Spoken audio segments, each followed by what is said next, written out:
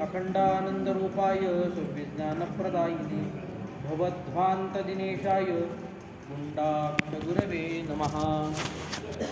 नाम जपयज्ञू परम बाधू न शके स्नानादि कर्म नामे पावन धर्माधर्म नाम परब्रह्म वेदार्थे।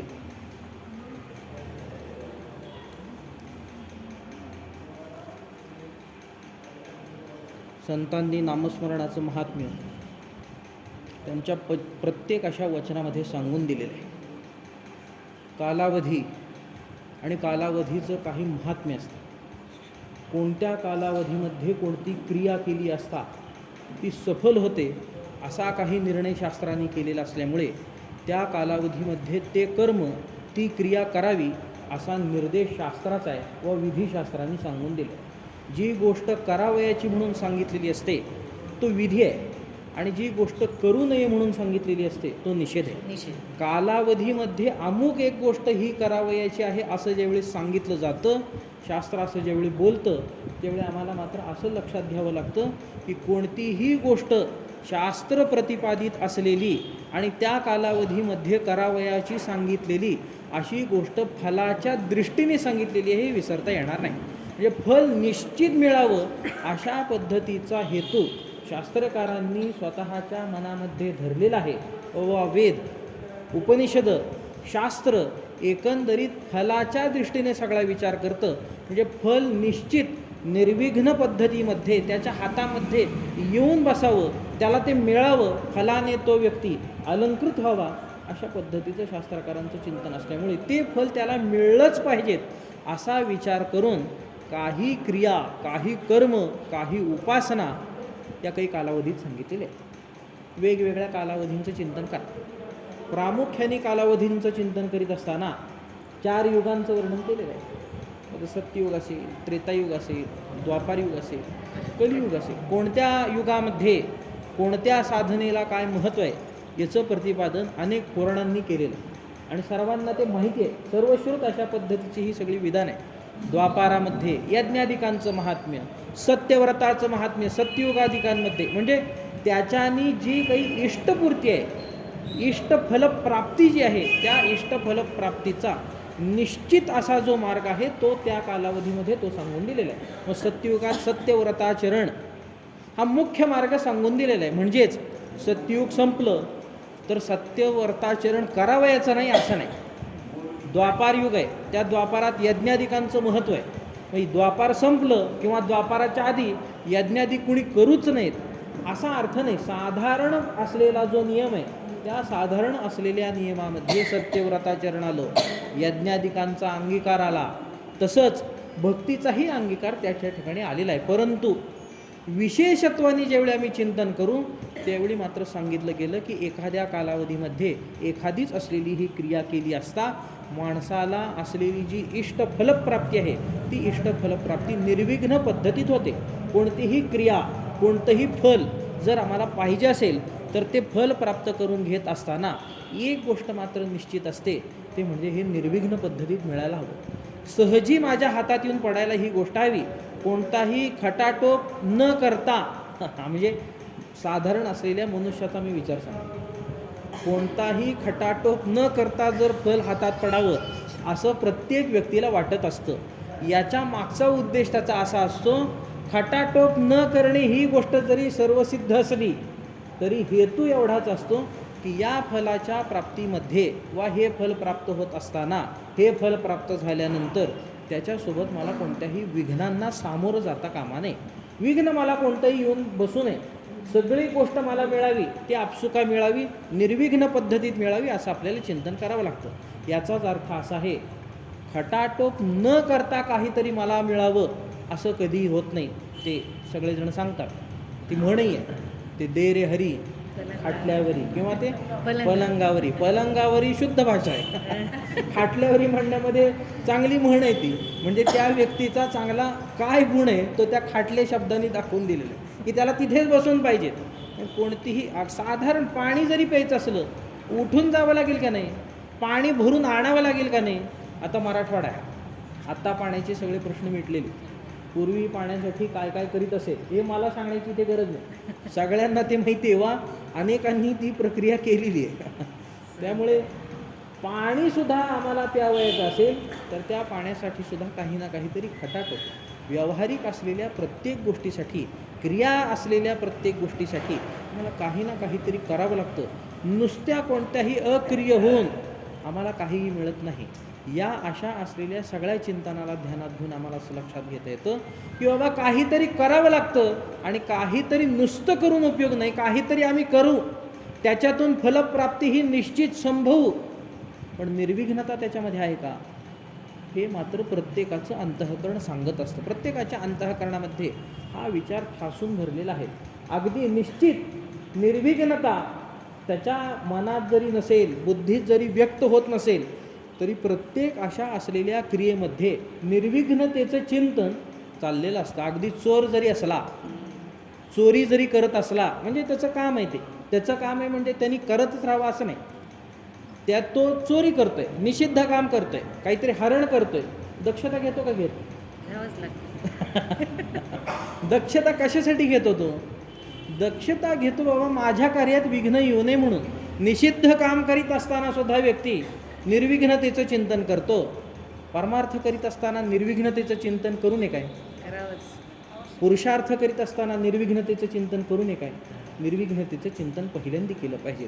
निर्विघ्नतेचं चिंतन पहिल्यांदा केलं पाहिजेत असं म्हटल्यापेक्षा शास्त्राने ते केलं आहे का नाही याचं आपल्याला चिंतन करावं लागेल. शास्त्रविधित असलेला जो काही सगळा उपाय असेल त्या सगळ्या उपायांमध्ये एक गोष्ट समान आहे. ती गोष्ट म्हणजे कोणती? निर्विघ्नतेने ते फल त्याला प्राप्त व्हावं असा शास्त्राचा उद्देश ठरलेला आहे. त्यामुळे त्या अशा असलेल्या शास्त्रामध्ये कालावधीप्रमाणे काही कर्माधिकांचा विचार केलेला आहे. सत्ययुगामध्ये सत्यव्रताचरण आहे, सत्य बोलणे, सत्यवादाचं तप आहे. द्वापार, त्रेता, यज्ञाधिक क्रिया आहेत, स्वधर्माचरण आहे, कलियुग आहे.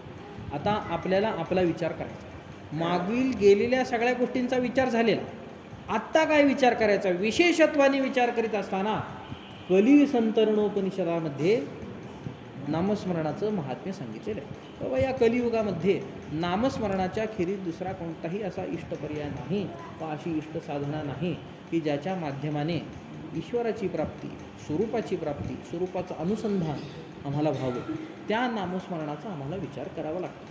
त्या नामस्मरणाचं महत्त्व सांगत असताना सगळ्या संतांनी विविध अंगांनी, विविध पद्धतीने, विविध दृष्टीने, वेगवेगळ्या असलेल्या दृष्टिकोनाने नामस्मरण काय आहे हे प्रतिपादन केलेलं आहे. ज्ञानेश्वर महाराजांचा हरिपाठ सुप्रसिद्ध असा आहे. हरिपाठामध्ये नाममहात्म्य सगळं सांगितलेलं आहे. वा नामोपनिषद जर म्हणायला गेलं, सगळ्या संत मांदियाळीतला नामस्मरणाचा विचार केला आणि नामोपनिषद जर संज्ञा कशाला देता येत असेल तर ते हरिपाठाला आम्हाला देता येते. हरिपाठ हे उपनिषद आहे. उपनिषदो नाम प्रमाणम. प्रमाण असल्याशिवाय कोणतीही गोष्ट आम्ही करत नाही. एखादी क्रिया करायची, एखादं काही कर्म करायचं आहे, एखादी गोष्ट आम्हाला साध्य करून घ्यायची आहे म्हटल्यानंतर निर्विघ्नतेच्या संबंधाने जसा आम्ही विचार करतो तसाच आम्ही दुसरा विचार करतो. याला प्रमाण काय? याचा अनुभव काय कोणाला? ही आम्ही करू, निश्चित करू. कोणीतरी याचा अनुभव घेतलेला आहे का? कोणी या मार्गाने गेलेलं आहे का? या प्रमाणांचा आम्हाला विचार करावा लागतो. प्रमाणाचा विचार करीत असताना प्रमाण मानायचं कोणाला? हाही आपल्याला विचार करावा लागेल. प्रमाण म्हणजे बाबा वाक्यम प्रमाण, पंढरपुरातली म्हण आहे. बाबा जे बोलले ते प्रमाण. आता ती म्हण पडण्याचं असा एक इतिहास आहे. बाबा पाध्ये म्हणून पंढरपुरात होते की ज्यांनी धर्मसिंधू लिहिला. मग बाबांनी जो काही लिहिला तो धर्म, ही बरोबर आहे गोष्ट, पण त्या धर्मसिंधूचा अभ्यास न करता त्यांच्या नावावर खपवलेले अनेक धर्मनिर्णय लोकांनी तिथे प्रसृत केले आणि त्या प्रसृतीतून निर्माण झालं हे वाक्य की बाबा वाक्यम प्रमाणम. बाबांचं जे वाक्य ते म्हणजे प्रमाण आहे असं नाही होत.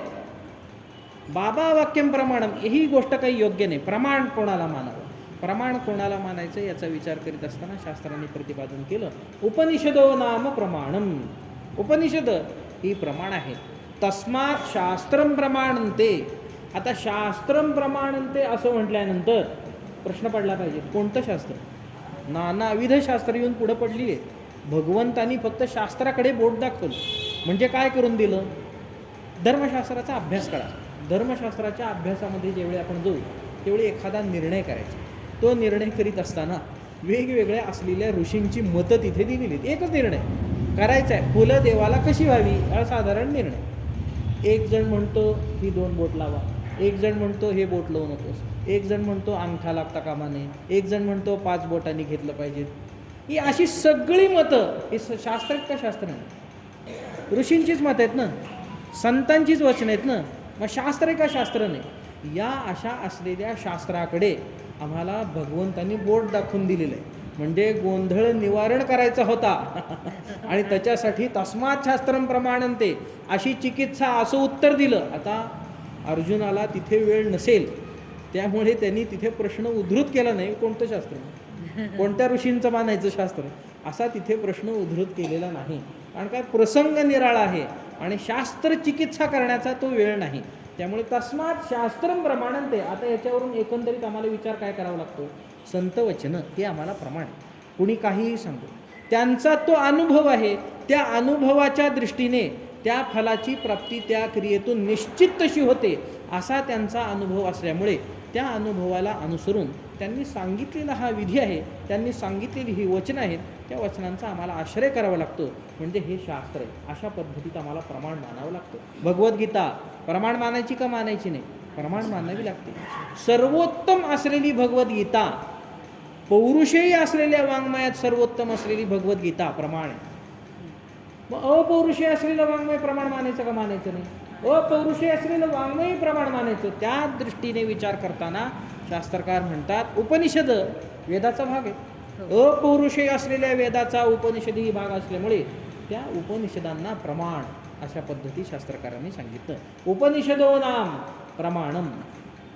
नामस्मरणाचं महात्म्य उपनिषदात आलं की आलं नाही? उपनिषदात त्याचं महात्म्य आलं. कलिसंतरणोपनिषद त्याचं उदाहरण आहे. नादबिंदू उपनिषद त्याचं उदाहरण आहे. ध्यान उपनिषद त्याच्यामध्ये नामस्मरणाचं महात्म्य. वेगवेगळी असलेली उपनिषदं तुम्ही तपासा. त्या सगळ्या असलेल्या उपनिषदामध्ये काही ना काही पद्धतीमध्ये नामस्मरणाचं महात्म्य प्रतिपादन केलेलं आहे. छांदोग्योपनिषदाचा 8वा अध्याय आणि त्या 8व्या अध्यायामध्ये असलेला नारदांचा जो उपदेश आहे, नारदांना झालेला जो उपदेश आहे, त्या नारदांना झालेल्या उपदेशामध्ये अमुकापेक्षा अमुक श्रेष्ठ, अमुकापेक्षा अमुक श्रेष्ठ असं ज्यावेळी सांगत गेले त्यावेळी तिथेही नामस्मरणाचं महात्म्य सांगून दिलेलं आहे. नामाचं महात्म्य सांगून दिले हे आम्हाला विसरता येणार नाही. म्हणजे छांदोग्योपनिषदाचाही आधार घेतला, नामस्मरणाचं महात्म्य. त्यामुळे अशा पद्धतीत प्रबल प्रमाणे याला जर आम्हाला भेटत असतील, त्या प्रबल प्रमाणे करून संतांच्या असलेल्या अनुभवे करून नामस्मरणाचा हा मार्ग या कलियुगामध्ये निश्चित फलपर्यवसायी आहे असं आम्हाला चिंतन करता येतं. हे नामस्मरणाचा आपल्याला विचार करावा लागतो. नामस्मरणाचा विचार करीत असताना विविध असलेल्या शास्त्रांच्या असलेल्या वचनादिकांप्रमाणे यांच्यामध्ये कोणत्याही पद्धतीत कोणत्याही दृष्टीने वेगवेगळालेपणा आम्हाला दिसत नाही. म्हणजे एक वचन एका कर्मासाठी आहे, दुसऱ्याचं दुसरं वचन त्या कर्मासाठी आहे असं आम्हाला दिसत नाही. म्हणजे तिथे आम्हाला वादंग माजलेलं दिसत नाही. सगळ्या संतांची वाणी तपासा. सकल संत गाथा आहे, तो सगळा संतांचा गाथा ज्यावेळी आपण बघत जाऊ त्यावेळी आपल्याला एक गोष्ट लक्षात येते. काय आहे तिथे?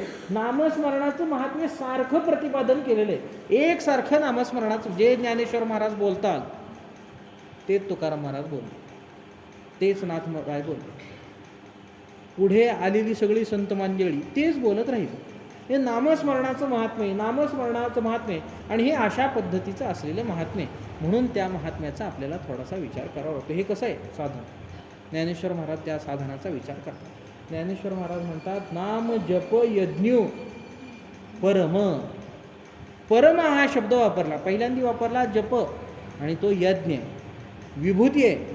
विशेषे करून एखादी गोष्ट आम्हाला प्रतिपादन करायची असेल वा एखाद्या कालावधीमध्ये त्याचं विशेषत्व आहे, ही गोष्ट ज्यावेळी आम्ही सांगतो व ही गोष्ट शास्त्राने ज्यावेळी सांगितलेली असते त्यावेळी आम्हाला एक गोष्ट लक्षात घ्यावी लागेल की तिथे निश्चित ऊर्जित अवस्था आहे. काही ना काहीतरी तेजपुंजता त्याच्या ठिकाणी राहिलेली आहे असं आम्हाला चिंतन करावं लागतं. लाकडात अग्नी आहे का अग्नी नाही? लाकडात अग्नी आहे, ऊर्जित नाही, तो प्रगट नाही, तो लीन आहे त्याच्यात पण लीन आहे तो. तिथून तो सामान्य रूपाने येतो, विशेष रूपाने तो अग्नी तिथे नाही. विशेषत्वाने आहे म्हटल्यानंतर तिथे काहीतरी ऊर्जित अवस्था आहे असं आम्हाला चिंतन करावं लागतं. त्या ऊर्जित अवस्थेचं विचार करीत असताना भगवंताने 7व्या अध्यायात आणि 10व्या अध्यायामध्ये विभूती नावाचा शब्द वापरला. ऊर्जितता, श्रीमद ऊर्जितमेव वा असं सांगितलं. साधारणपणाने विभूती काय, ऊर्जित असलेली जी अवस्था आहे, सत असलेली, ऊर्जित असलेली, कर्तुम योग्य अशा पद्धतीची असलेली जी अवस्था आहे ती माझी विभूती आहे असं समजायला हरकत नाही. म्हणजे ती माझी विभूती आहे हे सांगत असताना भगवंतांनी वेगवेगळ्या पद्धतीच्या यज्ञादिकांचाही विचार केला. आणि त्या यज्ञादिकांचा विचार करीत असताना यज्ञानाम जपयज्ञोस्मी, मी सगळ्या यज्ञांमध्ये, वेगवेगळ्या प्रकारच्या यज्ञांमध्ये कोण आहे, माझी विभूती काय, यज्ञानाम जपयज्ञोस्मी, मी जप आहे म्हणजे मी नामस्मरण आहे. माझं स्थान ते आहे म्हणजे विशेष करून प्रकट असलेली जी भगवंताची स्थिती आहे यज्ञादिकांमध्ये ती जपयज्ञ आहे. नामस्मरण, मौली म्हणतात हा नामस्मरण म्हणजे हा जपयज्ञ परम आहे. आणि त्या परमतेचा विचार करीत असताना इथे आम्हाला वेगवेगळ्या असलेल्या साधनादिकांचा विचार करावा लागतो. म्हणजे इथे तुलनात्मकता आहे ना. परम एखादी गोष्ट श्रेष्ठ सांगायची, कशाहून श्रेष्ठ सांगता, काहीतरी गोष्ट दोन असल्यानंतर एक श्रेष्ठ आणि एक कनिष्ठ होईल ना. मग परमता ज्यावेळी तुम्ही सांगताय त्यावेळी काही ना काहीतरी त्याच्या जोडीला येऊन बसलेलं आहे. वा नामस्मरणाचा विचार करीत असताना, या मार्गाचा विचार करीत असताना त्याच्या सोबत असलेले जे अनेक मार्ग आहेत त्या अशा असलेल्या अनेक मार्गांचं आमच्या बुद्धीमध्ये आपसुका संशय करून संक्रमण होत आहे.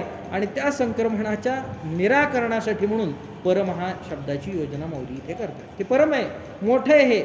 हे योगाधिकाचं चिंतन करा, आपल्याला ह्या सगळ्या गोष्टी माहिती आहेत. योग हा फार उत्तम अशा शरीराने त्या संपत्तीने युक्त असलेल्या साधकाचा विषय आहे. तो आपण नाही करू शकत, प्रत्येकाला ती गोष्ट होईलच असं काही चिंतन आपल्याला करता येत नाही. यज्ञादिकांचा विचार करा. यज्ञादिकांचा विचार करीत असताना म्हणजे जे वैदिक यज्ञ आहेत त्याचा विचार केला असता त्या यज्ञामध्ये आहुती देण्यात एक साधारण नियम सांगतो मी. त्या यज्ञामध्ये आहुती देत असताना आहुती कशी द्यावी असं सांगितलेलं आहे. ते आहुती सांगत असताना शास्त्रकार म्हणतात यज्ञकुंड आहे, अग्नी प्रज्वलित केलेला आहे म्हणजे ते मुख आहे. आणि मुख आहे म्हटल्यानंतर आहुती द्यायची आहे, तो अग्नी त्या आपल्या आहुतीचं वहन करून त्या देवतेपर्यंत ते घेऊन जात आहे म्हटल्यानंतर त्या अग्नीला आपली आहुती योग्य अशा पद्धतीतच गेली पाहिजेत. म्हणजे काय, खायचं आहे मला, मग कुठून खावं, तोंडाच्या बाजूने मी खातो होत नाही, तोंडातच मला घास घालावा लागेल. त्या अशा पद्धतीत केलं असता त्या यज्ञकुंडामध्येच आहुती पडली पाहिजे. यज्ञकुंडाच्या बाहेर त्या आहुतीचा एक कण जरी गेला तरी आहुती टाकलेली व्यर्थ, म्हणजे तिथे सांध निर्माण झाली. हे करीत असताना अजून दुसरं एक चिंतन सांगितलं की ही 3 बोट आहेत, ही मध्यमा, ही अनामिका आणि अंगुष्ठ, याच्यामध्ये धरलं पाहिजे ते. आणि असं लहान मुलाला जसं आपण भरवावं त्या पद्धतीत ते असं टाकलं पाहिजे. असंही टाकता कामा नये, असंही टाकता कामा नये, हे असंच टाकलं पाहिजेत. आणि हे करीत असताना नख लागता कामा नये, हे नखही त्याचा स्पर्श होता कामा नये. आणि एवढं करीत असताना हा हात मोकळा सोडायचा असं शास्त्रांनी सांगितलं नाही. शास्त्र म्हणतं विधी असा केला, दर्भ घे आणि स्वतःच्या हृदयाला त्याचा स्पर्श करून बस आणि मग एक एक आहुती दे. पुन्हा जो मुख्य यजमान आहे त्या मुख्य यजमानाने तिथे जी योनी केलेली असते, म्हणजे असा जो उंचवट्याचा भाग असतो यज्ञकुंडाच्या तिथे, त्याच्यावरून ती गोष्ट गेली पाहिजे. अशी इकडून गेली आहे, इकडून गेली आहे, ते चालणार नाही. जो मुख्य यज्ञाला बसलेला आहे त्याची आहुती अशीच गेली पाहिजे. अशा पद्धतीचं सगळं आहुती देण्याची विधी असल्यामुळे त्या विधीचा विचार करा. आपण सगळ्या यज्ञ प्रक्रियेत म्हणजे आपल्या म्हणजे ते सांगू हो, आपल्या ह्याच्यामध्ये यज्ञ करण्याचे प्रसंग येतात आणि त्या प्रसंगातला पहिला प्रसंग असतो वास्तुशांती, मुंज. आणि फारच आपलं काही असेल तर कुठेतरी आपण यज्ञाला जाऊन बसतो, लग्न त्याच्यात. तिथे ते असतं. म्हणजे 3-4 वेळा तरी आपण काही असं मान्य करो अथवा न करो, त्या यज्ञात आपल्याला आपली आहुती टाकावीच लागते. हे करतो आपण, त्यावेळी एक तरी आहुती अशी पडते काय? एक तरी आहुती अशी पडते काय? बरं, सांगणारे सांगतात का आपल्याला? आपल्यालाही माहीत नसतं, आपल्याला त्या गोष्टीचे ज्ञानही होत नसतं. आता हा कर्ममार्ग असल्यामुळे, सूक्ष्मतेचं याच्यामध्ये चिंतन असल्यामुळे, पाणी मुरायला जशी थोडीशी जागा आवश्यक आहे, तसं कर्म संपायला अशा थोड्या थोड्या चुका आवश्यक आहेत. आणि तेवढ्या चुका आपण निश्चित करतो आणि निर्विघ्न पद्धतीत करतो. चुका घडवतोच. कर्माच्या फलाच्या प्राप्तीसाठी निर्विघ्नता आपण नाही करीत. कर्मफल कसं जावं याच्यासाठी मात्र आपण निर्विघ्नपणे कार्यरत असतो. की हे कर्म केलं, काय झालं पाहिजे, जाऊ दे, काही कर्मफलाचं काही आम्हाला फळ मिळू नये, अशा पद्धतीत आपण सगळं करतो. मग तो यज्ञ होऊ शकतो का आपल्याला?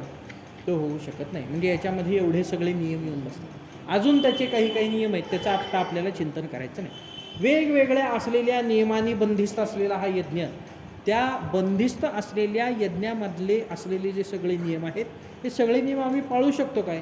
हे सगळे नियम आम्ही पाळू शकत नाही. या सगळ्या नियमांचं पालन आमच्याकडून होऊ शकत नाही. त्यामुळे या अशा असलेल्या कर्ममार्गाचाही स्वीकार आम्हाला विशेषे करून आमच्या स्वरूपाच्या प्राप्तीसाठी म्हणून, विशेषे करून ईश्वराच्या प्राप्तीसाठी म्हणून करता येत नाही. याचा अर्थ कर्ममार्ग खंडित झाला, कर्ममार्ग सोडून द्यायचा आहे, असं चिंतन करायचं नाही. विशेषे करून ही गोष्ट नाही. डायबेटिक झाला, विशेषे करून काय कर, साखर खाऊ नको.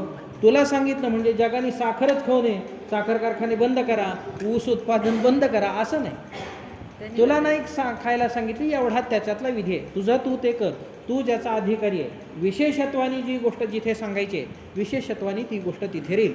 सर्वसाधारणप्रमाणे सगळीकडे ती गोष्ट जशाला तशी राहू शकते वा तशी ती असतेच. त्यामुळे या कर्ममार्गाचा आम्हाला असा विचार करता येत नाही. योगमार्गाचाही आम्हाला विचार करता येत नाही. ध्यानमार्गाचाही म्हणजे अष्टांग योगाचा तोही आम्हाला विचार करता येत नाही. वेगवेगळ्या पद्धतीत असलेल्या या गोष्टींचा विचार आम्ही करू शकत नाही. का करू शकत नाही? नियमांची काही आहे, अधिकाराधिकांचं काही बंधन आहे, कालावधीचं त्याला काही बंधन आहे.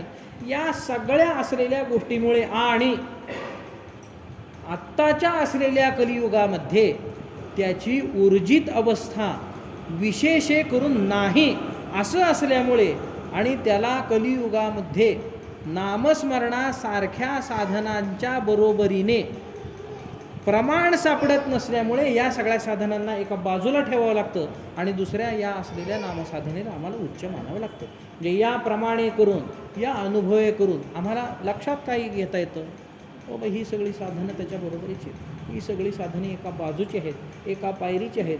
आणि या कालावधीमध्ये आत्ता परम अशी उपासना नामसाधन आहे. माऊलींनी ती गोष्ट सांगितली, नाम जप यज्ञ परम, ही सर्वश्रेष्ठ अशा पद्धतीची उपासना आहे. या परम असलेल्या उपासनेमध्ये काय काय करावं लागतं पुढे माऊली सांगतात. एखादी उपासना आम्हाला कळते, नुसतीच ती उपासना कळून उपयोग नाही. ती उपासना कळते म्हणजे काय कळलं पाहिजे?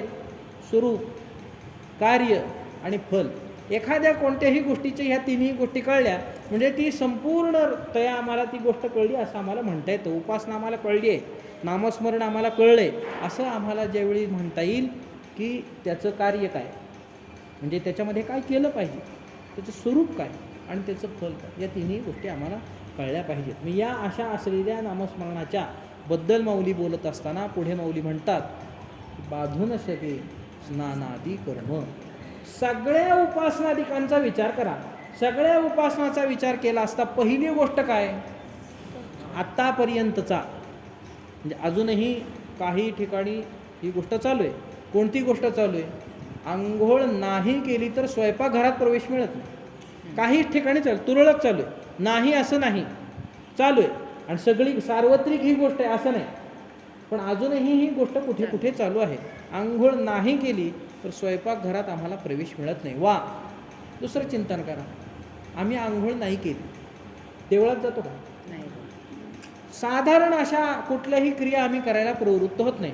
पवित्र असलेल्या कोणतीही क्रिया जी आम्ही पवित्र मानतो ती, शास्त्राने सांगितलेली पवित्र ही गोष्ट निराळी, आम्ही जी गोष्ट पवित्र मानतो त्या अशा असलेल्या पवित्र कार्यामध्ये सुद्धा आमची प्रवृत्ती स्नानादी केल्याशिवाय होते काय? स्नानादी केल्याशिवाय होत नाही. त्यामुळे सगळ्या अशा असलेल्या कर्माला, सगळ्या अशा असलेल्या क्रियेला एक कोणती तरी गोष्ट जर असेल तर ते म्हणजे स्नान आहे. पहिली गोष्ट त्याच्याने सगळ्यांचा आम्हाला उल्लेख करायचा आहे. दरवाजाचा उल्लेख केला म्हणजे त्याच्यासोबत सगळंच आलं. खिडक्या आल्या, आतलं घर आलं, आतली माणसं आली, सगळ्याचा उल्लेख आला. निर्देश काय केला आम्ही? स्नान. मग स्नानासोबत त्याच्यासोबत ज्या ज्या काही गोष्टी येत असतील, शौचाच्या ज्या ज्या काही गोष्टी येत असतील, त्या सगळ्या गोष्टींचा आम्हाला विचार करावा लागतो. या सगळ्या गोष्टी जर आम्ही नाही केल्या तर कोणत्याही उपासनेमध्ये आम्हाला अधिकार मिळत नाही वा आम्ही ती उपासना करू शकत नाही असं आपल्याला चिंतन करता येतं. म्हणजेच या अशा असलेल्या नियमे करून नामस्मरण बंदिस्त आहे काय? माऊली म्हणतात ना, बाधू न शके स्नानादी कर्म. स्नानादी कर्म याचा विषय होऊ शकत नाही. वाचिक तप आहे हे. मग वाचिक तपाचा विचार केला असता, वाचेचा विचार केला असता, वाणीचा विचार केला असता आम्हाला एक गोष्ट लक्षात येते. स्नानादी कर्म याला बाध करीत नाही, बंदिस्त करीत नाही, बंध उपस्थित करत नाही. असं असेल तर कोणत्या वाणीचा यांनी उल्लेख केलेला आहे? वैखरीचा केला, मध्यमेचा केला का परावाणीचा केला, पश्चंतीचा केला? कोणत्या वाणीचा उल्लेख इथे केलेला आहे याचंही आम्हाला चिंतन करावं लागेल. ही गोष्ट, ही जी स्थिती आहे, ही जी अट आहे, ही अट जर आम्हाला पूर्ण करायची असेल तर या अटीला पूर्ण करणारी वाणी कोणती? वैखरी, पश्चंती, मध्यमा की परावाणीचा विचार आपला नाही. परावाणीमध्ये आपण काही जाऊन काम करू शकत नाही. आपलं काम चालू होतं कुठून? मध्यमा, पश्चंती आणि वैखरीने तर आपण नानाविध पद्धतीत जे बोलू नये तेही बोलत असतो. म्हणजे जे बोलायचं असेल ते बोलत नाही आणि जे बोललं नाही पाहिजे ते मात्र निश्चितपणे बोलतो. वैखरी, या 3 वाणींचा आपल्याला विचार करावा लागतो. मग कोणती वाणी? अशा ज्या वाणीचा आपण विचार करावा की त्या वाणीने आपण असं नामस्मरण घेतलं असता स्नानादी कर्मादिकांचं कोणताही बंध तिथे मात्र निर्माण होत नाही. आणि ही माऊलींनी सांगितलेली अट, नामस्मरण प्रभावी होण्याची जी अट आहे, नामस्मरणाची यथायोग्य असलेली जी उपासना आहे ती यथायोग्य असलेली उपासना होते याचा आम्हाला विचार करावा लागतो. वैखरीचा आम्हाला इथे विचार करता येणार नाही. या ओवीचा विचार केला असता, नाम साधनेचा विचार केला असता आम्हाला पहिल्यांदा विचार. आणि ही नामसाधना कोणती? स्नानादी आपल्या दृष्टीने आपण चिंतन करतो बरं. उच्च असलेल्या साधकाच्या दृष्टीने चिंतन आपल्याला करायचं काम नाही. तो विचारही आपला नाही. आत्ता आपला विचार कोणता? आपलं चिंतन केलं पाहिजे. उच्च असलेल्या साधकाचं चिंतन करण्यासाठी त्याचे श्री गुरु समर्थ असतात. तो स्वतः समर्थ असतो. ईश्वर त्याच्या मागे उभा असतो. आपल्या मागे कोण? आपल्या मागे आपला भाऊही उभा नसतो. आपल्याला आपला विचार पहिल्यांदा करावा लागेल. मग या गोष्टीचा विचार करीत असताना वैखरी पहिल्यांदा आपली संपून जाते. वैखरी चालणार नाही. मोठ्याने काहीतरी मंत्र म्हणायचं आहे, मोठ्याने काहीतरी नामस्मरण घ्यायचं आहे, असं जर काही असेल तर आमच्या ठिकाणी पवित्रता असणं नितांत गरजेचं आहे. कारण का आपण स्थूलात येतोय ना. ज्यावेळी आपण अत्यंत स्थूलात येतो त्यावेळी स्थूल अशा असलेल्या या सगळ्या गोष्टींची पवित्रीकरण व्हायलाच पाहिजे. मग स्थानाधिकांचं पवित्रीकरण आलं, देवपूजा वगैरे इत्यादी सगळ्या गोष्टी आल्या, मग या सगळ्या गोष्टी आहेत असं आपल्याला चिंतन करता येतं. सातत्याने अहोरात्र जो भजन करतो, अहोरात्र जो कीर्तन करतो, अहोरात्र जो नामस्मरण करतो त्यांनी वैखरीने म्हणजे असं मोठ्या रामकृष्ण टाहो नित्य फोडी असं जी नित्य शब्दाची जो स्थिती सांभाळतो, अट पूर्ण करतो, अशा साधकाला वैखरीने म्हटलं तरी ही गोष्ट त्याला आडवी येऊ शकत नाही. आम्ही 160च म्हणतो. म्हणजे 1 माळ जप करणारे आम्ही, 5 माळ जप करणारे आम्ही, 11 माळ जप करणारे आम्ही. कोणत्या वाणीचा उपयोग करायचा याचा आपल्याला विचार करायचा. म्हणजे ही अट पूर्ण व्हायला पाहिजे. या गोष्टीचा विचार केला असता आम्हाला असं लक्षात येतं, उपांशु मंत्र मानसिक असलेला जो जप आहे त्या मानसिक असलेल्या जपाचा आम्हाला आश्रय करावा लागतो. मनाने त्याचं चिंतन करणं, सातत्याने अखंड त्या नामस्मरणाची वृत्ती धारण करणं, असं जेवढे आम्ही करू, त्या वाणीचा जेवढे आम्ही विचार करू, उपंशु वाणीचा जेवढे आम्ही विचार करू, त्याचा आश्रय जेवढे आम्ही करू, त्यावेळी मात्र बाधूनच ते स्नानादी कर्म ही अट आमच्या ठिकाणी सिद्ध होते. म्हणजे या अटीची पूर्तता नामस्मरणातल्या आम्ही करू शकतो. म्हणजे या नामस्मरणाला, परम अशा असलेल्या नामजपयज्ञाला स्नानादी कर्म बाधा करू शकत नाही असं माऊलीने सांगितलं. असं सांगून माऊली म्हणतात की हे नुसतं बाधा करीत नाही, हे सगळं खरं आहे, कार्य काय, याच्याने होतंय काय. दोन प्रकाराने गोष्टी सांगितलेल्या आहेत. एक सांगितलं आहे धर्म आणि एक सांगितलं आहे अधर्म. दोन गोष्टी आहेत. या दोन्ही गोष्टी, आमच्या ठिकाणी पाप आहे का पाप नाही, पाप. आमच्या ठिकाणी पुण्य का पुण्य नाही, आमच्या ठिकाणी पुण्य. पाप पुण्याची संगती लावली कशावरनं, सुख आहे आमच्या ठिकाणी आणि दुःख आहे आमच्या ठिकाणी. तर ते अनुभव येत ना, ते धर्माधर्म प्रत्यक्ष योग्य थोडीच आहे. पुण्य हे त्याचं जे फल आहे, सुख जे त्याचं फल आहे आम्हाला जे दिसतंय त्याच्यावरून आम्ही त्याची कल्पना करतोय, धर्म आहे अधर्म आहे. या दोन्हीही गोष्टींच्या संबंधाने विचार केला असता कोणत्याही मार्गाचा विचार करा, कोणत्याही स्थितीचा विचार करा, कोणत्याही उपासनेचा विचार करा, प्राप्ती कशाची करून घ्यायची याचं चिंतन करावं लागेल. मला आत्मस्वरूपाची प्राप्ती करून घ्यायची, ईश्वराची प्राप्ती करून घ्यायची. कोणत्या गोष्टी आडव्या येतील, मला प्राप्ती करून घ्यायची म्हटल्यानंतर आडवी कोणती गोष्ट येऊ शकेल, जी माझ्या सोबत आहे तीच गोष्ट आडवी येऊ शकते. एखादा मी व्यवहार करतोय म्हटल्यानंतर आडवं कोण येतं, ज्याच्याशी आपला संबंध झालाय त्या व्यवहाराच्या संबंधाने तोच व्यक्ती आडवा येतो ना. का दुसऱ्या गावचा आडवा येतो ज्याचा संबंधच नाही या व्यवहाराशी, नाही, आपल्याशी त्याचा संबंध आहे असाच कोणीतरी आडवा येतो ना. उपासना मार्गाचं हे रहस्य आहे, त्याचं चिंतन केलं पाहिजे की माझ्या उपासनेला आडवा येणारा दुसरा तिसरा कोणी नसून मी स्वतःच आहे. आणि स्वतः आहे कशावरून स्वतः आहे, हात आडवा येतो, पाय आडवा येतो, देह आडवा येतो, नाही, काय आडवं येतं, यांनी केलेलं जे कर्म आहे ते आडवं येतं. पाय कशाला आडवा येतो, हां पाय आडवा येईल कशाला, चालायचं बंद करेल. हात आडवा येईल कशाला, जेवण बंद करेल. उपासना बंद होते. आता मानसिक उपासना बंद होते काय, मन बंद पडत नाही कधी. ज्या दिवशी मन बंद पडेल अशी स्थिती असेल त्यावेळी या देहात तुम्ही नाही असं देहाच्या दृष्टीने चिंतन करायचं. मन बंद पडतं मेल्यावर, असंही होत नाही. सूक्ष्म देहातला भाग आहे ना तो, मन बंद पडतं म्हणजे त्याचं खंडन झालं, म्हणजे त्या देहाचा ऱ्हास झाला, संपून गेला असं चिंतन करावं लागतं. आणि ते ब्रह्मज्ञान झाल्याशिवाय होत नाही, ही गोष्ट सर्वस्व. हा तर सिद्धांत आहे. सूक्ष्म देहाचा विनाश एकदाच होतो. कुठे होतो, ज्यावेळी ब्रह्मज्ञान होतं त्यावेळी होतं, तद व्यतिरिक्त कुठेही होत नाही. मग बंद कसं पडतं मन, मन बंद पडू शकत नाही. मन आहे ते सातत्याने, ते अनंत तरंग आहेत ना त्याचे, अनंत वृत्त्यात ना त्याच्या. मग अनंत म्हणजे मोजमाप नसलेल्या वृत्त्या बंद पडतात, ही गोष्ट काही आम्हाला सांगता येऊ शकत नाही. त्यामुळे या मानसिक असलेल्या जपाच्या संबंधाने चिंतन करत असताना, मानसिक असलेल्या उपासनेच्या दृष्टीने चिंतन करीत असताना हे काही बंद पडत नाही. मग आडवं कोण येतं, मन नाही, हे देह वगैरे नाही. मग आडवं कोण येतं, आडवं येतं कर्म. आणि कर्म कशाच्या रूपाने आडवं येतं, दोनच, त्याच्यात अनंत प्रकार नाही, दोनच प्रकार. एक पाप आहे आणि एक पुण्य आहे. आणि दोन्हीही मी करतोच, पुण्यही करतो आणि पापही करतो, निश्चित करतो. कधी करतो पुण्य आणि पाप, पूजा करताना करतो. विधी चुकला, शास्त्र म्हणतो हे झालं, अधर्म झाला, मग काय निर्माण होणार, पाप निर्माण होणार. देवाला फुल व्हायला चांगलं नाही काय, पत्रम पुष्पम फलम तोयम योमे भक्त्या पण येच्छती. हां भक्त्या आहे बरं, ते फार मोठी गोष्ट सांगितली. मी पत्र वाहिले, भक्ती नसेल काय होईल, काहीच नाही होणार. योमे भक्त्या प्रयच्छती. मग तिथे अशी पूजा करतो आम्ही, उलटं सुलटं व्हायला, महादेवाला तुळस व्हायली, चालते का, नाही चालतं ना. आता पत्र आणि पुष्प थोडी तिथं म्हटलंय किंवा मला बेलाचंच व्हा आणि मला तुळसाचं व्हा, असं थोडीच तिथं.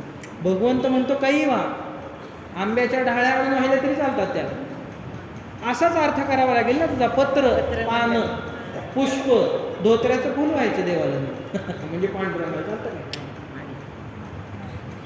हे काय आहे, पूजा करतानाचे विधी निषेध न पालन केल्यामुळे उत्पन्न होणारी पाप पुण्याची संगती. साधारण नियम आपल्याला सांगतो, दररोजचे होणार आहे ते. फार मोठ्या गोष्टीला आपण पाप म्हणत असतो, पण ही गोष्ट आपल्या ध्यानात येत नाही. या गोष्टीचं चिंतन करा. हे करीत असताना ही जी पापपुण्य, ही पापपुण्य काय करतात, मला आडवी येतात. का आडवी येतात, माझा संबंध त्यांच्याशी आहे, माझी मालकी आहे वा त्यांची मालकी माझ्यावर, माझेत ना ते. मी पुढे जायचा म्हटल्यानंतर माझ्याच बेड्या माझ्या पायात पडतील का दुसऱ्याच्या पायात पडतील, माझ्याच पायात पडतील.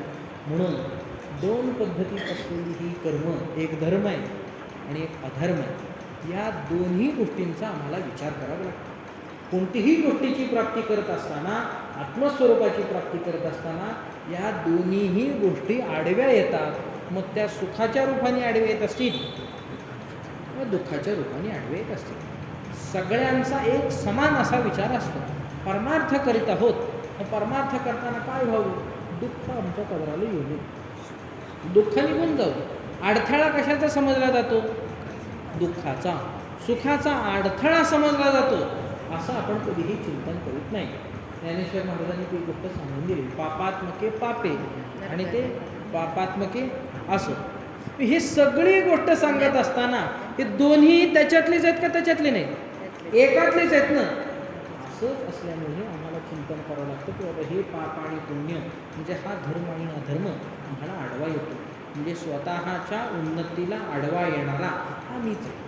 त्या स्वतःच्या धर्माचा विचार, त्याच्या निरासाचा विचार मला केल्याशिवाय कोणत्याही उपासनेमध्ये उन्नती माझी होईल असं आम्हाला चिंतन करता येणार नाही. माऊली त्याचं चिंतन करतात. माऊली म्हणतात परमनाम जपयज्ञ आहे की ज्याला कोणत्याही पद्धतीचे विधी आणि असे निषेध जर त्यांनी म्हणजे आपण अशा अपंशतेचा, मानसिकतेचा आश्रय केला असता वा उत्तम अधिकारी असलेला असा जो कोणी साधक त्याने अखंड याचा विचार केला असता, अखंड त्याचं चिंतन केलं असता, तो कोणतेही विधिनिषेध मात्र त्याला येत नाही. काळ वेळ नाम उच्चारिता नाही, अशा पद्धतीचं आपल्याला चिंतन करता येतं. हे कधी होऊ शकतं? याच्याने होतं काय?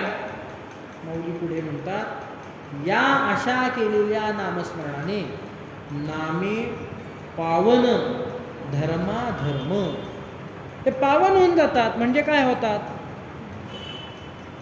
संपून जातात. त्यांची स्थिती जी आहे ती सगळी संपून जाते. त्यांचं जे काही स्थान निर्माण झालेलं होतं अडथळ्याचं, प्रतिबंध करायचं, कुठे ना कुठेतरी मार्गात यायचं, असं जे काही त्यांचं स्वरूप आहे ते सगळं स्वरूप नाश पावून जातं. ते कोणत्याही पद्धतीमध्ये अडथळे करू शकत नाही. म्हणजे त्यांचा नाश होतो. म्हणजेच काय होतं? ते पावन होतात असं आपल्याला चिंतन करता येतं. हे धर्मही असो, हे पुण्यही असो किंवा पापही असो, हे दोन्हीही जे काही असतील त्या दोघांनाही पावनता या आमच्या नामस्मरणाने प्राप्त होते असं माऊली आपल्याला सांगतात. नामे पावन धर्माधर्म नाम परब्रह्म वेदार्थे. प्राप्ती करून घ्यायचे स्वरूपाची, त्याच्यासाठी सगळी गोष्ट सांगितली या नामस्मरणाचा. आणि आम्हाला प्राप्त करून घ्यावयाच्या असलेल्या वस्तूचा संबंध असेल तर खरा तो मार्ग किंवा त्या मार्गाने ती वस्तू आम्हाला मिळेल असं आम्हाला निश्चित सांगता येतं. जर त्याचा संबंधच नसेल तर त्या मार्गाने ती वस्तू आम्हाला प्राप्त होईल असं आम्हाला चिंतन करता येणार नाही. या गोष्टीचा विचार आपल्याला करावा लागेल. एखाद्या गावावरून दुसऱ्या गावाला जायचे म्हटल्यानंतर त्या दोन गावामध्ये असलेला जो रस्ता आहे तो रस्ता असला पाहिजे आणि ज्या रस्त्याने मी जाणार आहे त्या रस्त्याचा त्या गावाशी संबंध निश्चित असला पाहिजे. म्हणजे मी त्या गावाला जाऊन पोचेल ना. मला ब्रह्मस्वरूपाची प्राप्ती करून घ्यायची, आत्मस्वरूपाची प्राप्ती करून घ्यायची. मी कोण आहे? ईश्वर कोण आहे? त्या ईश्वराचा सगुण साक्षात्कार, निर्गुण साक्षात्कार, आत्मत्वानी साक्षात्कार आम्हाला करून घ्यायचा आहे म्हटल्यानंतर त्याचा आणि त्याचा काहीतरी संबंध असला पाहिजे. ती गोष्ट आम्हाला चिंतनीय आहे. हे सांगत असताना मौली म्हणतात नाम परब्रह्म वेदार्थे. सगळ्या वेदाचं चिंतन करा, सगळ्या उपनिषदाचं चिंतन करा, सगळ्या नादब्रह्माचं चिंतन करा, सगळ्या शब्दसृष्टीचं चिंतन करा. नाम हे परब्रह्म आहे असं आम्हाला सांगावं लागतं. दोन पद्धती त्याचा आपल्याला विचार करता येतो. एक म्हणजे नाम काय? शब्द काय? ध्वनी आहे, नाद आहे. त्या नादाचा विचार करा. नादाचा विचार केला असता लय चिंतनाचाही तिकडे थोडासा डोकवून आपल्याला पाहावं लागेल. लय चिंतनामध्ये आम्ही गेलो त्यावेळी तिथे काय सांगितलं? एक महाभूत कारणात जातो म्हणजे पृथ्वी, आप, तेज, वायू, आकाश, अव्यक्त परब्रह्म ही एक परंपरा. या परंपरेपासून आपण पुढे आलेलो. आपण कितव्या स्थानाला आहोत? 7व्या स्थानाला आपण आहोत. पृथ्वी आलं ना, ते पंचमहाभूते झालं, पंचीकरण झालं, सगळं झालं, आपण आलो. याच्या मागची परंपरा एवढीच आहे. परब्रह्मापर्यंतची असलेली परंपरा एवढीच आपल्याला सांगता येते. जास्ती आपल्याला दुसऱ्या काही गोष्टी चिंतन करता येत नाही. दुसऱ्या एका गोष्टीने चिंतन करताना कोणी महत्ब्रह्म ते काय महत्त्व असं मानले, पण त्याचा अव्यक्तामध्ये आपण त्याचा स्वीकार करतोय आणि थेट ब्रह्मापर्यंत जातोय असं आपल्याला चिंतन करायचं. आकाश, आकाशाचा गुण काय? गुणी आहे. आकाश गुणी आहे. प्रत्येकाचा काही ना काहीतरी गुण सांगितला. आकाशाचा गुण काय? शब्द म्हणजे नाद, ध्वनी.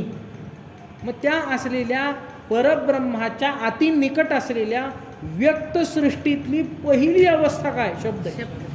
अव्यक्त आहे त्याच्या आधी आणि पुढे व्यक्तता आहे आणि मागे व्यक्ताव्यक्त विलक्षण असा पद्धतीत असलेला त्याच्याहून पुढे असलेला परब्रह्म.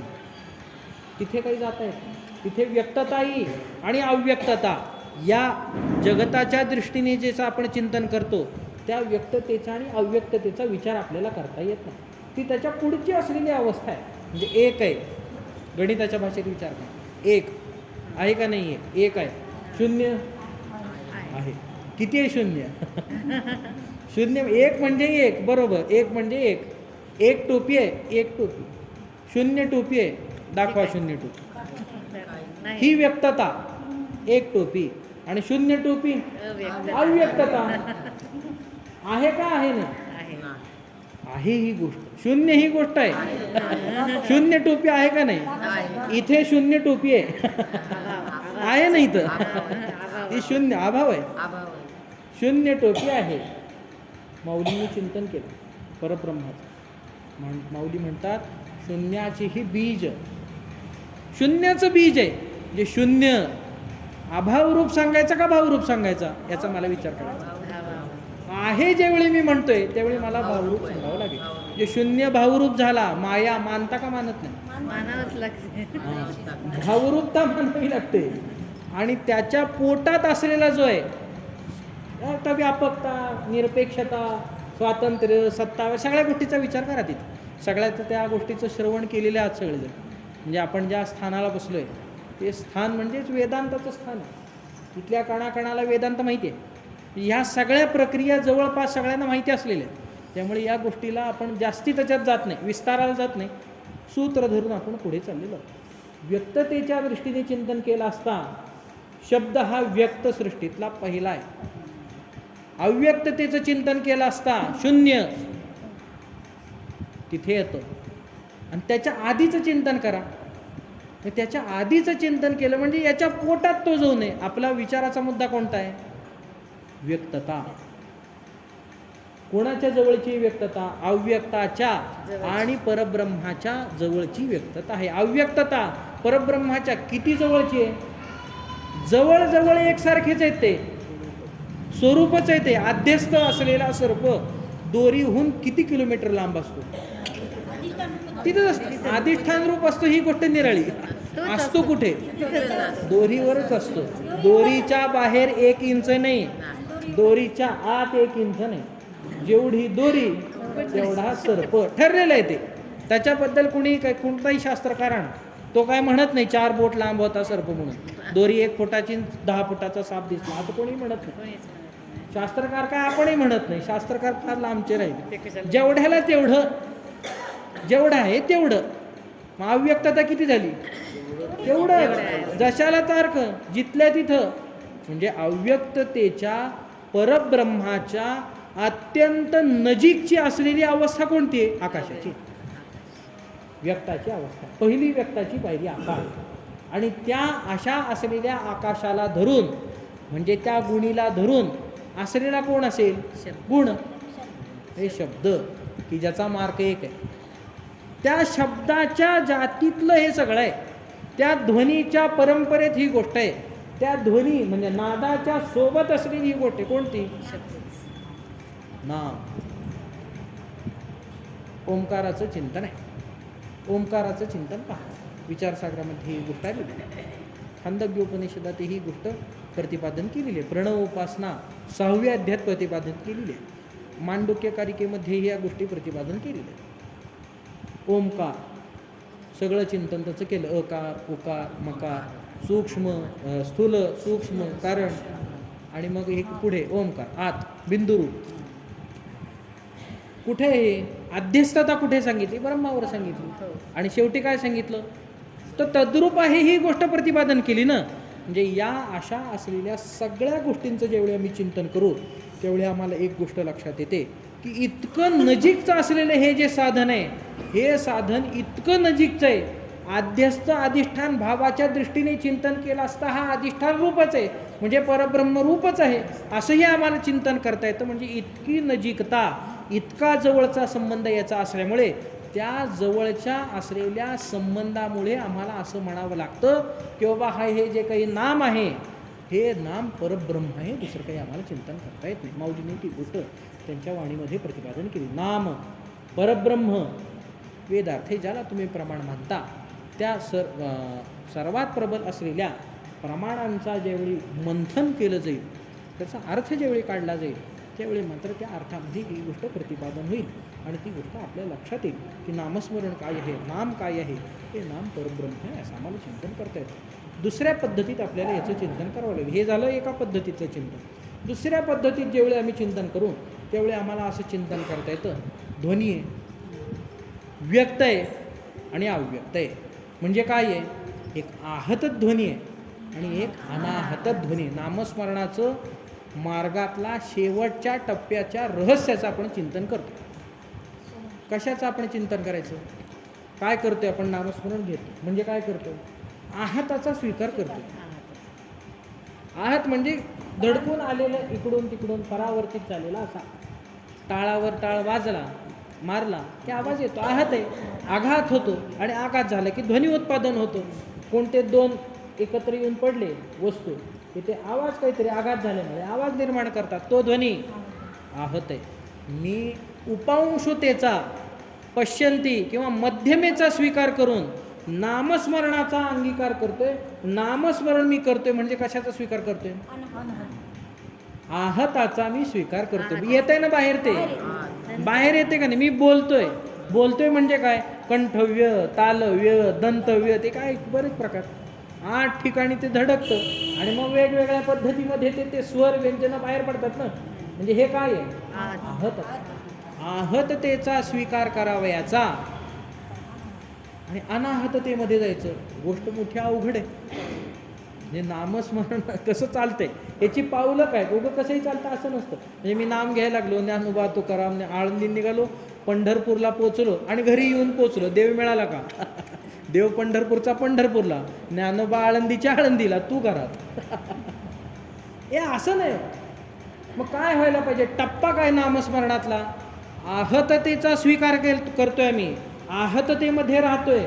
आहततेचा स्वीकार करून आहततेमध्ये राहून उच्चरवे त्याचा घोष करून अंतःकरणाची स्थिती मात्र अनाहतामध्ये रमली पाहिजे. ही अपेक्षा नामस्मरणाची.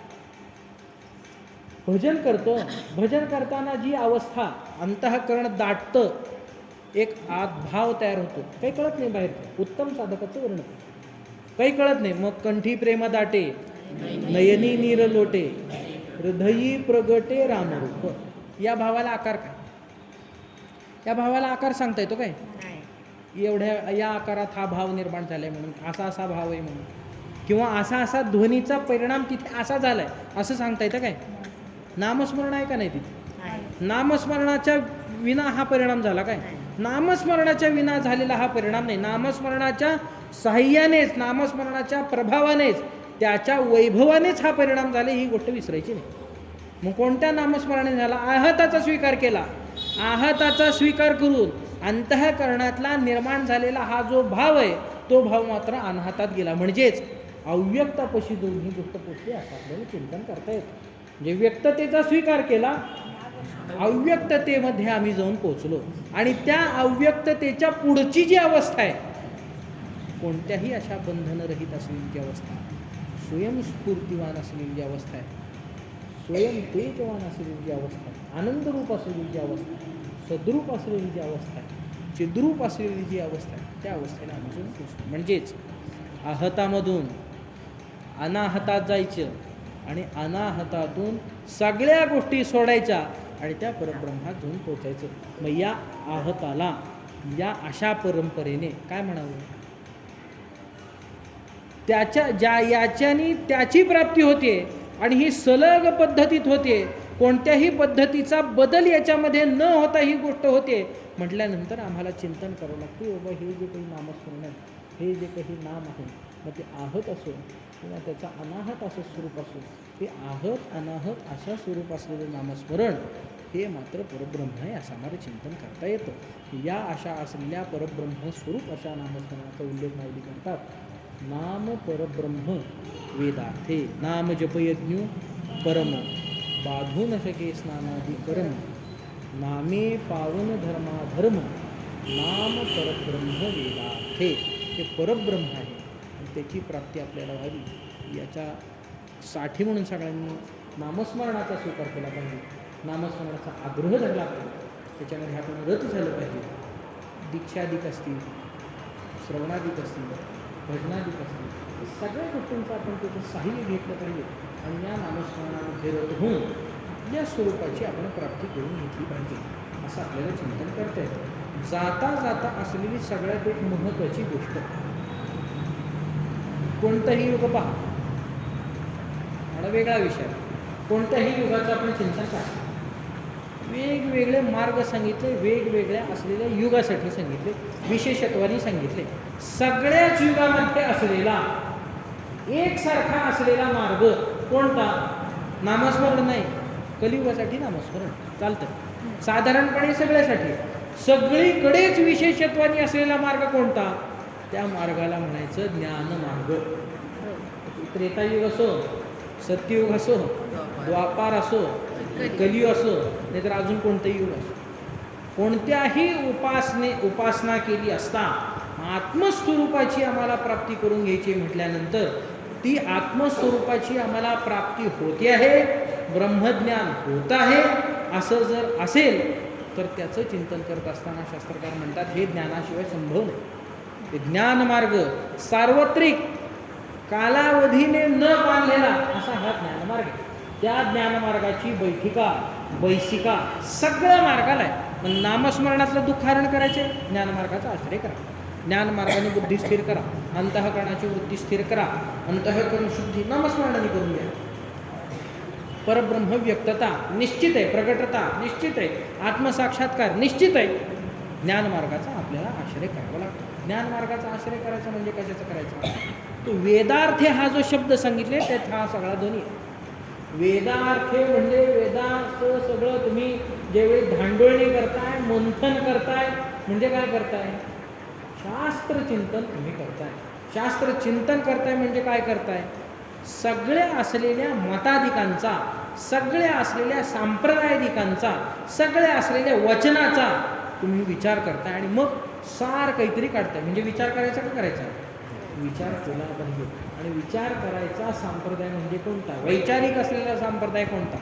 बुद्धिनिष्ठ असा असलेला संप्रदाय कोणता? ज्ञानमार्ग आहे. त्या ज्ञानमार्गाचा आपल्याला त्याग करता येत नाही वा त्याग करूच शकत.